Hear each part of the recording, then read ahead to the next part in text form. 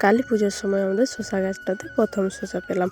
দিনটা ছিল কালী পুজোর পরের দিন, গড়িয়া পূজার দিনে, যাকে আমরা গোয়াল পূজাও বলে থাকি। তো সেদিন আমাদের গোয়ালতে একটা ছাগল বলি দেওয়া হয়েছিল। তাই বাবা বললো বাড়ি যা, বাড়ি থেকে শশা নিয়ে আসবে, রাতে স্যালাড করব। তাই বাড়ি চলে এসেছি। আর এই দেখো, এই দিকটা দিয়ে কিন্তু যাওয়া যাবে না, কারণ এখানে নেট দেওয়া আছে। তাই এই দিকটা দিয়ে যেতে হবে। এখনো পর্যন্ত একটা শশা পাওয়া যায়নি। দেখতে হবে শশা পাওয়া যায় কি না। আর এই দেখো, শশা গাছটার কাছে পৌঁছে গেছি। এরপর দেখতে হবে শশা আছে কি না। আর এই দেখো, এখানে কিন্তু একটা লাউ গাছ আছে। এই লাউ গাছটা কিন্তু সেই গোল লাউগুলো হয়, ওইগুলো বটে। আর পাতাগুলো দেখছো কত সুন্দর।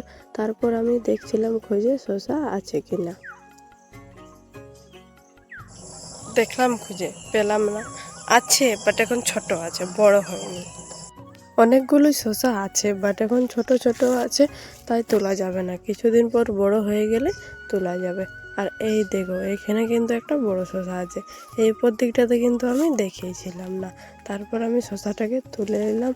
আর এই দেখো, হাত থেকে কিন্তু শসাটা পড়ে গেল। যাই হোক, একটা শসা তো পেলাম। আর তো না, এরপর ঘর যাই।